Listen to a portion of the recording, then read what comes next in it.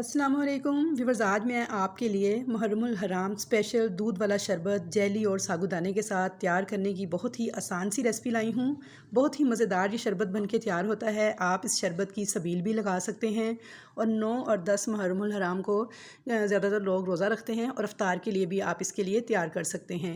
बहुत ही मज़ेदार सी रेसिपी है, तो वीडियो को फुल वॉच कीजिएगा और ये मज़ेदार सा शरबत बनाकर इफ्तार में सबको पेश कीजिएगा, तो यकीन मानिए सारे दिन की प्यास और थकावट ख़त्म हो जाएगी।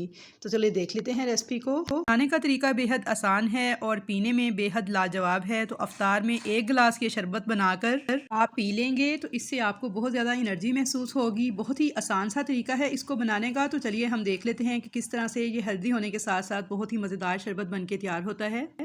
तो यहाँ पर इसके लिए सबसे पहले एक सॉस पैन में 2 कप मैं पानी ले रही हूँ, यानी 400 ml पानी हमने शामिल करना है और इसमें बॉयल आने देना है। जैसे ही पानी में बॉयल आएगा तो जेली का 1 पैकेट बनाना जेली का इसमें ऐड कर देंगे। अच्छी तरह से इसे मिक्स कर लेंगे और इसे पकाना नहीं है बहुत ज़्यादा, सिर्फ एक बॉयल आने तक इसे अच्छी से मिक्स करते जाना है। तो यहाँ पे देखिए मैंने बनाना जेली इस्तेमाल की है। अब इसको एक बाउल में निकाल कर ठंडा होने देंगे। थोड़ी ठंडी हो जाएगी, इसकी स्टीम निकल जाएगी, तो फिर 10 मिनट बाद हम इसको फ्रीज़र में रख देंगे आधे घंटे के लिए, ताकि अच्छी तरह से सेट होकर जम जाए। तो जब तक जेली तैयार हो रही है हम इसका अगला स्टेप देख लेते हैं। तो यहाँ पर सेम उसी सॉस पैन में मैंने 1 लीटर पानी लिया है, इसे बॉयल किया है और आधा कप मैंने साबूदाना आधा घंटा पहले 1 प्याली पानी में भिगो के रखा हुआ था। इस साबूदाने को मैं इस उबलते हुए पानी में ऐड कर दूँगी। अच्छी तरह से मिक्स कर लूँगी और अब मुझे इसे पकाना है यहाँ तक कि ये ट्रांसपेरेंट हो जाए और मुकम्मल तौर पे पक जाए। तो साबूदाना जो है वो बहुत ही फ़ायदेमंद होता है, स्पेशली रमज़ान के लिए बहुत ही हेल्दी है, क्योंकि जैसे ही रमज़ान का महीना स्टार्ट होता है तो गर्मी भी स्टार्ट हो जाती है। तो ये बहुत ही हमारे जिस्म को एनर्जी पहुँचाता है, मैदे और जिगर की गर्मी को ख़त्म कर देता है। तो यहाँ पर इसको मिक्स करते हुए इतना पकाना है कि इसका कलर जो है वो ट्रांसपेरेंट हो जाए। टोटल 10 मिनट लगते हैं इसको पकने में। तो अच्छे से देखें, ये जैसे ही इसमें बॉयल आना स्टार्ट हो गए हैं तो अब मैं इसका फ्लेम मीडियम कर दूँगी और इसको कवर कर दूँगी 10 मिनट के लिए। तो चलिए 10 मिनट के बाद इसे चेक कर लेते हैं।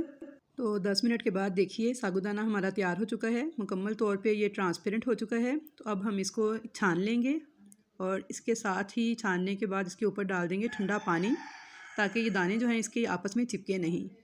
तो चलें इसे एक साइड पे रख देंगे और अब हम इसका अगला स्टेप देख लेते हैं। तो यहाँ पे एक बर्तन में मैंने लिया है 1.25 लीटर दूध।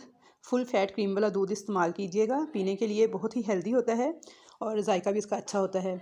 इसके अंदर 1 कप चीनी डाल दूँगी और फ्लेम ऑन करके इसे मैं बॉयल आने दूँगी जब तक दूध को बॉयल आता है।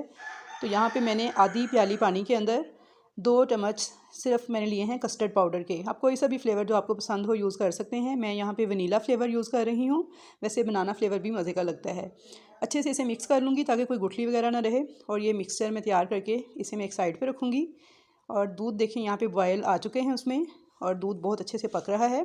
बस इसे बहुत ज़्यादा नहीं पकाएंगे क्योंकि फुल फैट क्रीम वाला दूध सा ये। तो बस इसे मैंने थोड़ा सा बॉयल किया है, चीनी मिक्स हो गई अच्छे से। तो अब इसके अंदर मैं ये कस्टर्ड पाउडर 2 चम्मच जो मैंने मिक्स करके रखा था ये इसमें ऐड कर दूँगी। एक हाथ से आपने कस्टर्ड पाउडर डालना है और एक हाथ से आपने चम्मच चलाते जाना है मसलसल, ताकि इसमें कोई गुठली वगैरह ना बन सके।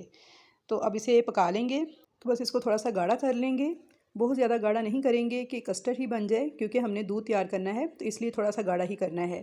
तो यहाँ पे देखिए ये काफ़ी हद तक जितना हमें चाहिए उतना गाढ़ा हो चुका है। 3 से 4 मिनट तक मैंने इसे पकाया है ताकि कस्टर्ड का भी कच्चापन ख़त्म हो जाए और दूध भी थोड़ा गाढ़ा हो जाए। तो यहाँ पे दूध गाढ़ा हो गया है। तो अब इसमें डाल देंगे साबूदाना जो कि हमने छान के रखा हुआ था। अच्छी तरह से मिक्स कर लेंगे इस साबूदाने को इस दूध के साथ ही। यहाँ पे देखिए बहुत अच्छे से साबूदाने को मैंने दूध में मिक्स कर लिया है और अब इसमें आप जो भी ड्राई फ्रूट्स शामिल करना चाहते हैं वो डाल सकते हैं। मैंने इसमें 2 से 3 खजूरें ली हैं जिनको बारीक काटा है और साथ ही बादाम थे थोड़े से कटे हुए, ये इसमें ऐड कर दूँगी। अच्छी तरह से इनको मिक्स कर लेंगे। ड्राई फ्रूट्स आप ऑप्शनल है, आप चाहें तो इसमें ऐड करें, चाहें तो ना करें, या फिर ऊपर से डेकोरेट कर लें, जैसे आपके आसानी हो आप कर सकते हैं। और खजूरें इसमें बहुत मज़े की लगती हैं, बारीक बारीक काट के ज़रूर ऐड कीजिएगा। अब मैंने इस फ्लेम ऑफ़ कर दिया है। इस दूध को पहले अच्छे से मैं रूम टेम्परेचर पे ठंडा करूँगी। जब इसकी सारी स्टीम निकल जाएगी या ठंडा हो जाएगा तो फिर मैं इसको फ्रिज में रख के 2 से 3 घंटे के लिए मुकम्मल ठंडा कर लूँगी। तो यहाँ पे मैंने एक बाउल में आधा कप पानी लिया है और 2 टीस्पून जस्ट 2 टीस्पून इसमें तुख्म मलंगा डालना है। इसे मिक्स कर देना है और इस तुख्म मलंगा को हम कवर करके रख देंगे भीगने के लिए, ताकि अच्छे से फूल जाए।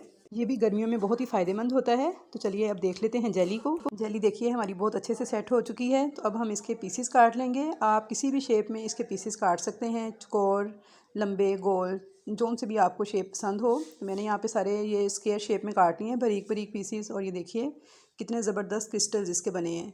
ये देखिए मैं आपको चेक करवा रही हूँ, बहुत ही ज़बरदस्त जेली सेट हुई है और बहुत ही ज़बरदस्त इसके क्रिस्टल्स जो हैं वो रेडी हुए हैं।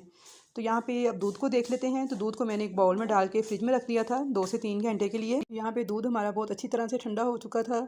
इसके अंदर हम जेली के ये क्रिस्टल्स ऐड कर देंगे, थोड़े से मैंने बचाए हैं गार्निशिंग के लिए। तुखमलंगा भी ऐड कर देंगे, फूल चुका है बहुत अच्छे से। अफ्तार के लिए बहुत ही हेल्दी और बेस्ट शरबत हमारा बन के तैयार है। तो चलिए अब इसको सर्व कर लेते हैं। थोड़ी सी जेली और थोड़ा सा मैंने तुखमलंगा जो है ग्लास में ऐड किया है। अब चाहें तो अलग से ऐड करें, वरना सारे का सारा दूध में ऐड कर दें।